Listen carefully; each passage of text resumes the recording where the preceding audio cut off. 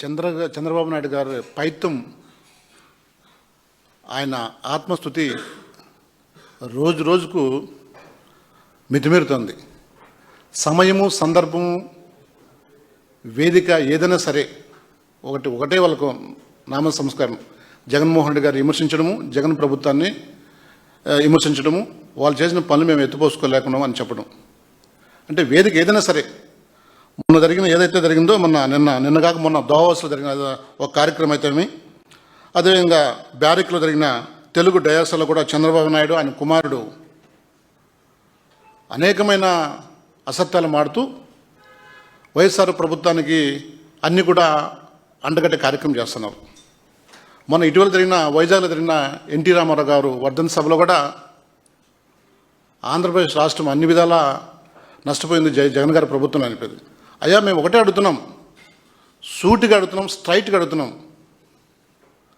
దాదాపు 2 సంవత్సరాలు కావస్తుంది మీ కూటమి ప్రభుత్వంలో, తెలుగుదేశం యొక్క సారథ్యంలో ల్యాండు, లిక్కరు, మాఫియా, డ్రగ్స్,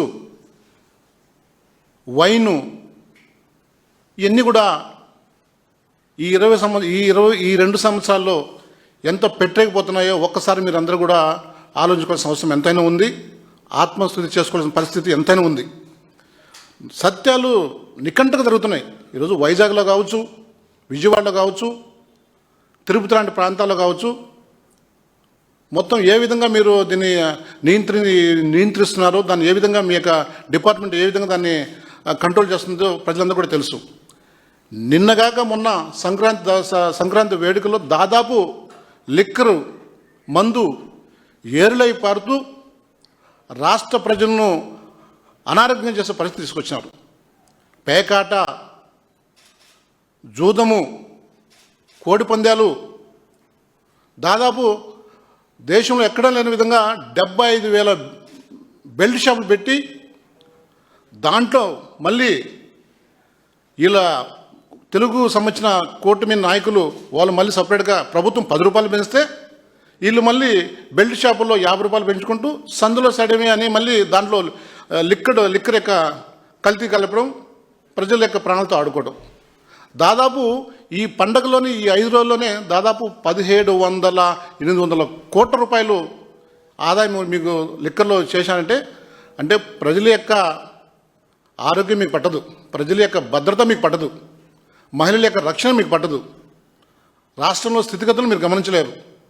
ఇవన్నీ కూడా టోటల్గా గాలి కొదిలేసి వేదిక ఏదైనా సరే జగన్మోహన్ రెడ్డి గారిని విమర్శించడము, వైఎస్ఆర్ ప్రభుత్వాన్ని దానికి అండగట్టడం, ఇది ఎక్కడ న్యాయం అండి? ఇది ఎక్కడ న్యాయమా? లేదంటే ఎక్కడ అది అందరూ కూడా ప్రజలందరూ కూడా దీన్ని ఆలోచిస్తుంటారు. అంటే అసలు జగన్మోహన్ రెడ్డి గారు ఉన్నప్పుడు లిక్కర్ను ఎంత నియంత్రించాడు, ఎంత పద్ధతిగా చేశారు, ప్రజలు ప్రాణాలతో ఉండాలా, మంచి ఆరోగ్యంగా ఉండాలని చెప్పి లిమిట్ చేసినాడు. లిమిట్ చేసి స్పెషల్ ఎన్ఫోర్స్మెంట్ పెట్టాడు, సెబ్ పెట్టి అంచెంచెగా తగ్గించుకుంటూ వచ్చినారు. మీకు ఆదాయమే మిన్నగా, ఆదాయమే ఇదనగా సంపద సృష్టించమంటే ఇదే? ప్రజలు ప్రాణాలతో ఆడుకోవడమా సంపద సృష్టించడం అంటే? ఎంత అన్యాయం అండి. అంటే ఆత్మస్థుతి పరమనింద. ఇటీవల జరిగిన ఏదైతే ఉందో పల్నాడులో మందా సాల్మాన్ గురజాల కాన్స్టిట్యున్సీ జరిగిన సంఘటన, నిజంగా పిన్నల్లి గ్రామంలో జరిగిన సంఘటన నిజంగా యావత్తు కూడా దేశమంతా చూస్తూ ఉన్నది. ఏమండి, ఒక నచ్చిన వ్యక్తికి నచ్చిన నాయకుడు ఓటేయకూడదా? ఒక ఎస్సీకి సంబంధించిన ఒప్పుకులం మాదిగ కుటుంబంలో జన్మించిన మందా సాల్మాను ఓటేషన్ అని చెప్పేసి దాదాపు 1500 కుటుంబాలను బయటకు పంపించారు. 1500 కుటుంబాలను. ఏం చేస్తుంది ఈ రాష్ట్రంలో శాంతి భద్రతలు? ఏం చేస్తుంది హోమ్ మినిస్టర్ ఇక్కడ? ఏం చేస్తుంది లా అండ్ ఆర్డర్ ఇక్కడ? దీన్ని పట్టించుకోరు. హోమ్ మినిస్టర్ దీన్ని అసలు పట్టించుకోరు. మొత్తం టోటల్గా వాళ్ళు నిద్రమత్తులో ఉన్నారు. పోలీసులను మీరు తొత్తులుగా చేర్చుకొని టోటల్గా ఏ యొక్క సిచ్యువేషన్ నియంత్రించే కార్యక్రమం లేకుండా అడ్డదొడ్డలుగా మీరు వ్యవహరించిన తీరు ఈరోజు మొత్తం ప్రజాస్వామ్యము ప్రమాదంలో పడే పరిస్థితి క్లియర్ కనబడుతుంది. ఇన్ని చేస్తామంటే ప్రతిపక్షము గొంతిచ్చి మాట్లాడితే వాళ్ళపైన కేసులు, ప్రతిపక్షం ఏమైనా ధర్నాలు రాష్ట్రంలో ప్రతిపక్షం చేస్తుంటే వాళ్ళపైన కేసులు.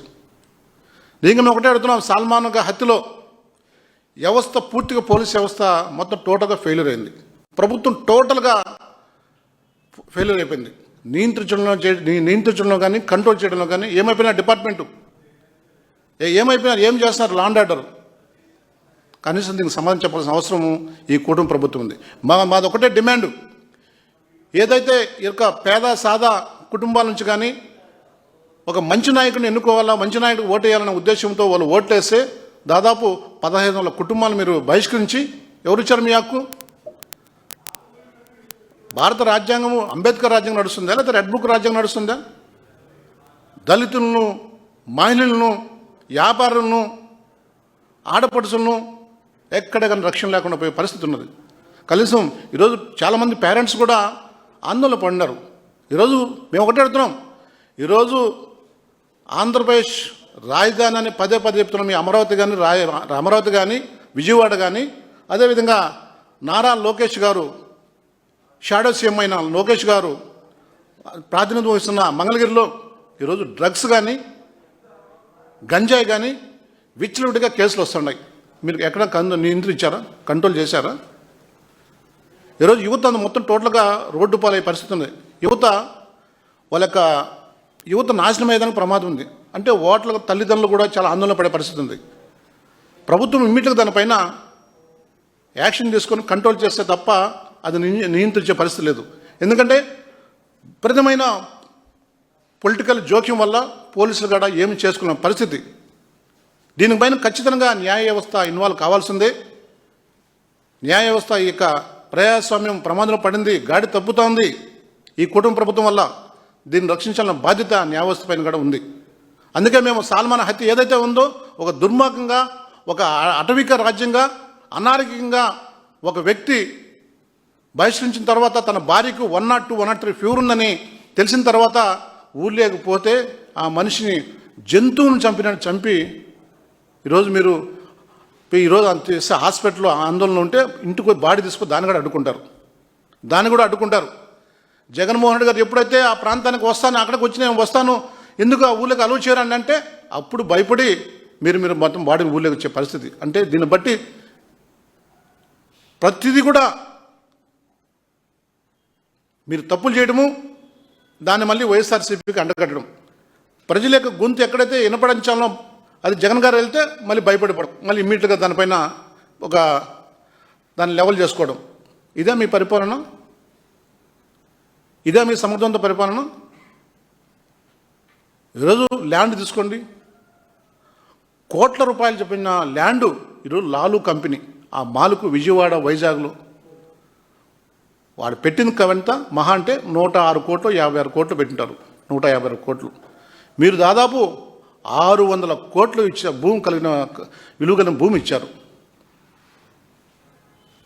వైజాగ్లో అయితే 26.2 ఎకరాస్కు 99 రూపాయలకు దాని కాస్ట్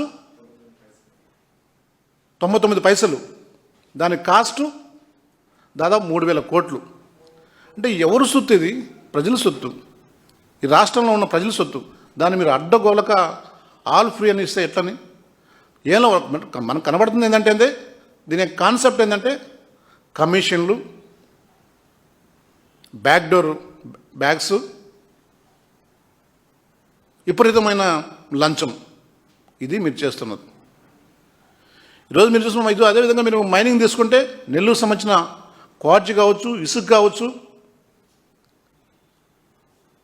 అనేకమైన కూడా మన టోటల్గా దాన్ని మొత్తం ఒక ప్రాబ్లం క్రియేట్ చేయడము, డిమాండ్ క్రియేట్ చేయడము, మళ్ళీ తర్వాత కూటమి నాయకులు దానిపై మళ్ళీ చేసుకోవడం, ఇవన్నీ కూడా ఒక పార్లమెంట్ సభ్యుడి యొక్క కనుసరణ జరిగే పరిస్థితి చూస్తున్నాం. ఈరోజు మీరు చూస్తున్నాను, ఈరోజు గత ప్రభుత్వంలో జగన్మోహన్ రెడ్డి గారి ప్రభుత్వంలో సెబ్ అని పెట్టి స్పెషల్ ఇన్వెస్టిగేషన్ ఫోర్స్ ఉండి ఎక్కడికెక్కడికి డ్రగ్స్ కావచ్చు, ఇసుక కావచ్చు, మాఫియా సంబంధించింది కావచ్చు, గంజాయి కావచ్చు, ఎంత కంట్రోల్ చేసిందని కూడా ఒకసారి చూసుకోవాలి. సో ఒరిస్సా సరిహద్దుల్లో దాదాపు 1150 ఎకరాల్లో గంజాయి పండితే జగన్ గారు వచ్చి దాన్ని ఇంట్లో ధ్వంసం చేసి దాన్ని అగ్రికల్చర్ కన్వర్ట్ చేసి దానికి 500 కోట్ల రూపాయలు పెట్టి ఒక అగ్రికల్చర్ హబ్గా క్రియేట్ చేసిన ఘనత జగన్మోహన్ రెడ్డి గారిది. కనీసం మీరు దాంట్లో 1% చేశారండి? 1% చేశారా? 1%. లిక్కర్ అడ్డగోలుగా మ్యానుఫ్యాక్చరింగ్ ఊళ్ళు కూడా పెట్టే పరిస్థితి మొన్న ఏదైతే ఉందో చిత్తూరు జిల్లాలో మొలకల చెరువులు అది ఉదాహరణ, విజయవాడలో ఇబ్రహీంపట్నం, ఇట్లా అనేకమైన మీరు కుంభకోణాలు చేస్తూ ప్రజల్ని రక్షించుకునే పరిస్థితులు లేక పాలన గాడి తప్పింది, ప్రజాస్వామ్యం కూనే అయిపోతుంది, ప్రజాస్వామ్యం ప్రమాదంలో పడింది. ఇవన్నీ కూడా మీరు గ్రహించలేకున్నారు. మీకు కావాల్సిందంటే ఒకటే, మొత్తం టోటల్గా అపోజిషన్ పార్టీలను వాళ్ళు ఎవరిని లేకుండా ఉండడము, వాళ్ళు మాట్లాడుతూ గొంతు నెక్కువడము, లా అండ్ ఆర్డర్ మీ చేతిలో పెట్టుకొని విపరీతమైన పొలిటికల్ జోక్యం ఇన్వాల్వ్ చేసుకుంటూ వాళ్ళు ఎక్కడ పని చేయకుండా పోవడం అనేది కూడా ఇది న్యాయమా అనేది కూడా మేము అడుగుతున్నాము. దాంతోపాటు ఈరోజు ఇన్ని తప్పులు చేస్తూ నువ్వు విదేశాలకు పోయినా, రాష్ట్రంలో ఉన్నా, ఢిల్లీకి పోయినా అన్నీ కూడా వైఎస్ఆర్సీపీకి అంటగట్టే ప్రయత్నం మీరు చేస్తున్నారు. ఇది మంచి పరిణామం కాదు. ఈరోజు జగన్మోహన్ రెడ్డి గారి ప్రభుత్వంలో చేసిన మంచి పనులు ఈరోజు ప్రజలు కూడా ఒకసారి అన్నీ కూడా వాళ్ళ ఆందోళన పడుతున్నారు. ఎందుకంటే మాకు ఇంత మంచి పనులు చేసినాడు జగన్మోహన్ రెడ్డి గారు. ఇంటింటి కూడా సంక్షేమ పదం అందింది, డెవలప్మెంట్ దిశగా పోయింది రాష్ట్రం. సంక్షేమం, జాబ్స్, డెవలప్మెంటు, సంక్షేమం అన్నీ కూడా అందించే ఆయన మళ్ళీ మేము తెచ్చుకోవాలన్న ఆలోచనలో ఉంటే మీరు ఈ విధంగా రివెంజ్ చేసుకోవడం, ఎక్కడ పోయినా సమయం, సందర్భం, టైం ఏదైనా సరే జగన్మోహన్ గారు విమర్శించడం తండ్రి కొడుకులు. ఒకటే అనుకుంటున్నా, చివరిగా దావోస్లో కానీ మీరు జరిగిన ఇంకో కార్యక్రమంలో కానీ మీరు మాకు ఇప్పుడే 23 లక్షల కోట్లు మాకు పెట్టుబడులు వచ్చాయి, 16 లక్షల మందికి ఉద్యోగాలు ఇచ్చావు. ఎక్కడైనా ఒక ప్రిపరేషన్ ఉంటుంది, దానికి ఒకటి అంటే ప్రాక్టికాలిటీ వేరు, వాస్తవాలు వేరు. ఇవన్నీ కూడా గమనించాల బాధ్యత కనీసం మా లోకేష్ గారికి తెలియదా? కనీసం అంత జ్ఞానంగా లేకపోతే మీరు ఎట్లా ప్రభుత్వం రన్ చేస్తున్నారో, ఏ విధంగా మీరు షాడో చేయకుండా అర్థం కాలేదు రాష్ట్ర ప్రజలకు. దాన్ని పూర్తిగా మేము ఖండిస్తున్నాం. సాల్మా హత్య ఏదైతే ఉందో దాన్ని ఖచ్చితంగా సిబిఐకు ఇవ్వాల్సిందిగా మేము డిమాండ్ చేస్తాం. కేంద్ర ప్రభుత్వం ఇన్వాల్వ్ కావాలా, జ్యుడిషియరీ కూడా ఇన్వాల్వ్ అయిపోయి ఖచ్చితంగా ఈ సాల్మాన్ హత్యపై మరోసారి జరగకుండా నిజమైన ఏదైతే దోషులు వాళ్ళను శిక్షించాల్సింది కూడా మేము కోరుతున్నాం. దాంతోపాటు సిబిఐ ఇమ్మీడియట్గా దాన్ని ఎంక్వైరీ చేసి కఠినంగా దోషులను శిక్షించాలని కూడా వైఎస్ఆర్సీపీ డిమాండ్ చేస్తుంది. దాంతోపాటు ఈ రాష్ట్రంలో జరుగుతున్న అనేకమైన ల్యాండ్ మాఫియా, లిక్కరు, గంజాయి, డ్రగ్స్ కూడా నియంత్రించాలా.